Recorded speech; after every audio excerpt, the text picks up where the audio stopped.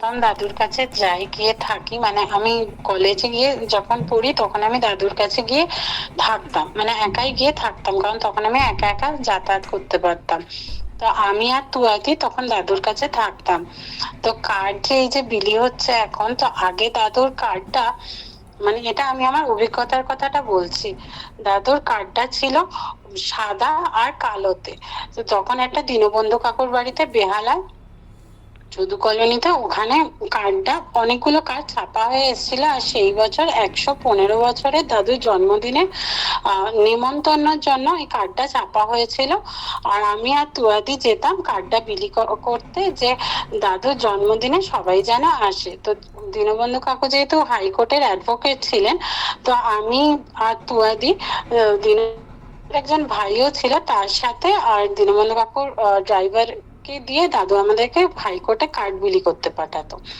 তা আমরা যখন কার্ড বিলি করতে যেতাম, কার্ডটা অনেক লয়ারদেরকে দিতাম, অনেক রকম, মানে জানেনই তো কোর্টে অনেক ধরনের মানুষ আছে, সব রকম মানুষের হাতে আমরা কার্ড দিতাম। যখন আমরা কার্ডটা দিতাম, নানান মানুষ নানান প্রশ্ন করত। তো রোজই এরকম কার্ড বিলি করে আসতাম। অনেক লোকে অনেক অনেক ধরনের কথাও বলতো, যে তোমরা এইসবই করো, তোমরা এরকম ইয়াং মেয়ে পড়াশোনা করো না। তো আমরা বলতাম না, এটা আমরা আনন্দে করি, আপনি একবার আমাদের মহাপুরুষকে দর্শন করুন, দেখবেন আপনারও খুব ভালো লাগবে। তো এরকম এরকম অনেক কিছু বলতাম। তো রোজ যখন ফিরতাম, আমাকে আর তুয়াদিকে দাদু বলতো, তোদের অভিজ্ঞতার কথাটা বল, দাদুর কাছে যে ভক্তরা আসতো তাদেরকে বলতে বলতো। তো এরকম বলতাম, আর দাদুও জিজ্ঞেস করতো যে আজকে কটা কার্ড বিলি হলো, কে কি বললো। তো এরকম বলতে বলতে একদিন একজনের হাতে কার্ড দিয়েছিলাম, সে আমাদেরকে বললো, তোমরা এত বড় একটা মহাপুরুষের কার্ড বিলি করছো, কার্ডটা এরকম সাদা আর কালোতে কেন? একটা ভালো কালার দিয়ে, তার ছবি দিয়ে সুন্দর করে কার্ডটা তো করবে। তো এভাবে তুমি কার্ডটা, মানে এরকম একটা সাদা কালো একটা এরকম পাতা, এরকম কার্ডটা বিলি করছো? তো আমরা তখন এসে দাদুকে বলি। তো আমি আর তুয়াদি বলেছিল যে দাদু এরকম সে বললো। তো দাদু তখন জিজ্ঞেস করলো, কালকে আবার যখন যাবে তাকে জিজ্ঞেস করবে বাবার কার্ডটা কিরকম করলে ভালো লাগবে। তো যাই হোক, আমার সেটা আর মনে নেই, পরে আর তার সাথে দেখা হয়েছিল কি জিজ্ঞেস করেছিলাম কিনা।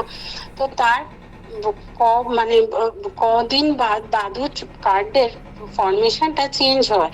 ওটা দাদুর একটা ছবি সাইডে হয়, আর ওটা হলুদ রঙের কালারে। হ্যাঁ, হয়তো তাকে জিজ্ঞেস করা হয়েছিল, কারণ আমরা দাদুকে এসে বলেছিলাম যে উনি বলেছেন কোথায় একটা হলুদ রঙের বা লাল রঙের একটা সুন্দর কালারওয়ালা কার্ড তোমরা করবে। তো তো যাই হোক, হয়তো বলেছিলাম। তারপরে দাদুর কার্ডটা চেঞ্জ হলো। তো তারপরেও আমরা বিলি করতাম এরকম, মানে দাদুর যেখানে যা যা উৎসব হতো সেরকম লেখা থাকতো, তার বাড়ির অ্যাড্রেস নাম দিয়ে তখন বিলি করা হতো। তো যখন এই কার্ডগুলো বিলি করতাম, তখন আমাকে অনেকে প্রশ্ন করতো, মানে যারা যারা বিলি করতাম, আমি ছিলাম, তুয়াদি ছিল, খারুবাজে কাকিমা ছিল, সুমনা কাকিমা, মানে দাদুর অনেক ভক্তরাই বিলি করতো। তো কেউ কেউ বলতো যে এই কার্ডটা নিয়ে, মহাপুরুষের কার্ড নিয়ে আমরা কি করব? কত মহাপুরুষই তো এসছে, রামকৃষ্ণ তো একজন মহাপুরুষ ছিল, এখন আবার কোন মহাপুরুষ আছে? এরকম নানান রকম লোক নানান মন্তব্য করতো। দাদুকে এসে আমরা যখন বলতাম, তখন দাদু বলতো, তোমাদের এটা একটা অভিজ্ঞতা হচ্ছে, তোমরা কত ধরনের মানুষ দেখছো, কত ধরনের মানুষ চিনছো, তাদের কত রকমের প্রশ্ন সম্মুখীন হচ্ছে, এটা তোমাদের একটা বিশাল অভিজ্ঞতা। তো যাই হোক, আমি আগের দিনই বলেছি যে দাদু আমাদের ছোট ছোট কাজে এত সুন্দর মোটিভেট করতো, যে কাজটা করতে আমাদের আরো উৎসাহ লাগতো। আমরা যারা যারাই কাঠবিলি করে আসতাম, দাদু এসে উৎফুল্ল হয়ে প্রতিটা ভক্তকে বলতো, দেখো এই মায়েরা সারাদিন কাঠবিলি করে যাচ্ছে, এরা এরকম করছে।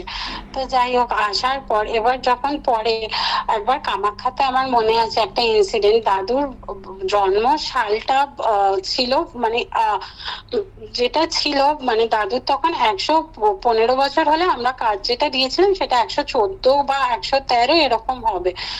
তো তখন আমাদেরকে সবাই বলেছিল তোমরা এই যে কার্ডটা দিচ্ছ এটা তো ফেক কার্ড। হ্যাঁ বলছো এদিকে মুখে, মানে তখন দাদুর বয়স ছিল 123, কিন্তু আমরা যে কার্ডটা দিয়েছিলাম সেটা 121 ছিল। বললো তোমরা মুখে বলছো 123 বছর বয়স, কিন্তু এখানে তো জন্ম দেখাচ্ছে যে 121। তো এরকম অনেক লোক এসে আমাদেরকে খুব বলছিল, তো আমরা তাদেরকে অনেক বোঝালাম যে দেখুন ওনার এই সালে জন্ম, এই কার্ডটা পুরনো, কিন্তু ওনার বয়সটা এখন 123 হয়ে গেছে। তো কিছু মানুষ কার্ড নিত, কিছু মানুষ ফেলে চলে যেত। তো আমরা দাদুকে এসে বলতাম যে দাদু এরকম তোমার কার্ডগুলো ফেলে দিয়েছে, ইয়ে করেছে। তো দাদু তখন বলতো যে, তারপর অনেকে এটাও বলতো যে উনি এত বছর কি করে বেঁচে আছেন, না ফল খেয়ে না দুধ খেয়ে। আমরা আমরা মুখে মুখে বলতাম। তো দাদু আমাদেরকে বলতো এত কথা বলার দরকার নেই, তোমরা শুধু কার্ডটা দেবে। মহাপুরুষ লাখ কোটিতে একজনই মহাপুরুষ হয়, মহাপুরুষ হওয়াটা অত সাধারণ কথা না। আর মহাপুরুষ দর্শনটাও বহু জন্মের তপস্যা, যে একটা মহাপুরুষকে দর্শন করাও সবার ভাগ্যে থাকে না। তাই মহাপুরুষকে দর্শনটা একটা বড় ভাগ্য। তাই যার ভাগ্যে আছে মহাপুরুষ দর্শন সেই পাবে, তোমরা কার্ডটা দেবে।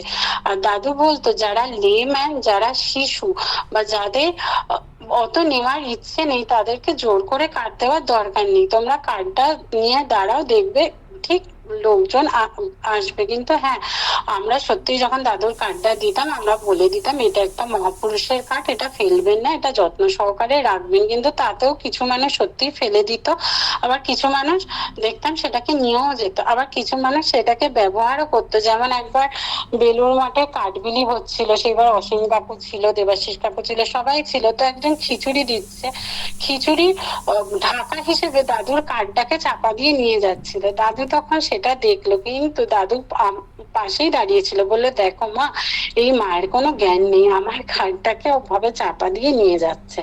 কিন্তু সেটাই যে দাদু বলতো যে আমি বীজ রোপণ করছি, কোন বীজ থেকে কি গাছ হবে সেটা আমরা জানি না। এইমাত্র কাকুরা যে কথাটা বললো সেটা দাদু বারবারই বলতো। আর এই যে বললাম যে দাদুর এই যে জন্ম সালটা নিয়ে সবাই এরকম বলতো যে এত বছরের মানুষ থাকে নাকি, গীতাতে এই লেখা আছে এত বছর, মানে এরকম নানান রকম মন্তব্য করতো। তো দাদু কেউ কেউ বলতো যে জানেন লোকনাথ বাবা এরকম 400 বছর বেঁচেছে, আরো অনেক মহাপুরুষদের নাম করে বলতো তারা 300 বছর বেঁচেছে, 500 বছর বেঁচেছে। তো দাদু বলেছিল আমাদেরকে যে তোমরা বলবে আমার এই বাবার এইটা হচ্ছে অথেন্টিক প্রুফ আছে, বাবার পাসপোর্ট আছে, বাবার আধার কার্ড আছে। এই জন্য পরের দিকে দাদুর কার্ডগুলো, কিছু কার্ড আছে যেখানে মানে আধার কার্ড তো ছাপা হয়েছে দাদুর, যে দাদুর এটা ভুল নয়। যেমন কুম্ভ মেলায় অনেক ধরনের সাধু আসতো, মানে এটা আমি এখনকার কুম্ভর কথা জানি না, আমি 2013-তে একবার কুম্ভে গেছিলাম। তো ওখানে যখন কাঠবিলি করেছিলাম অনেক ধরনের সাধু আসতো, কেউ বলতো আমার 400 বছর, কেউ 500 বছর। তো যাই হোক তাদের কোনো প্রুফ হয়তো আমরা দেখিনি, কিন্তু দাদুর জন্মের পুরো অথেন্টিক প্রুফ আছে যে দাদু 1896-এই জন্মেছিলেন। দাদু 3 শতাব্দীর সাক্ষী দাদু, এটা দাদু আমাদেরকে বলতো। আর দাদু এটাও বলতো যে মানে ওই বললাম যেটা, যে কোনো লেম্যান বা কোনো বাচ্চাকে বা যারা কার্ড নিতে অনিচ্ছুক তাদেরকে দেওয়ার দরকার নেই, যাদের ভাগ্যে আছে তারা ঠিক কার্ড নেবে, নিয়ে আসবে। এমনকি অনেক সময় এটাও হতো দাদু হয়তো পাশে দাঁড়িয়ে আছে, অনেক মানুষ আমাদের হাত থেকে কার্ড নিয়ে যেত, বলতো এনাকে কোথায় দর্শন করব। কিন্তু হ্যাঁ দাদু বলতো যে আমি যে এখনই এই মুহূর্তে এখানে দাঁড়িয়ে আছি সেটা সবসময় বলতে, মানে ওই যাদের কার্ড দিতাম তাদেরকে বলতে না করতো। তো আমরাও বলতাম না। তো আমি দেখতাম যখন আমরা কার্ড দিচ্ছি তখন অনেক মানুষ যেত, দাদু পাশেই দাঁড়িয়ে থাকতো, কিন্তু দাদুকে তারা চিনতে পারতো না, হাতে কার্ড নিত, এসে জিজ্ঞেস করতো এনাকে কোথায় দেখতে পাবো, নিচে যে অ্যাড্রেসটা থাকতো আমরা বলতাম এখানে গেলে আপনি ওনার দর্শন পাবেন। কিন্তু দাদুকে চেনা বা দেখা এটা সত্যি যে মানে বিশাল মানে ভাগ্য থাকে। দাদু যে বলতো যে মহাপুরুষকে দর্শন পাওয়াটা এটাও অনেক জন্মের কর্মের ফল, তবে একজন মহাপুরুষ দর্শন হয়। মহাপুরুষকে দর্শনটা এত সহজ কথা নয়।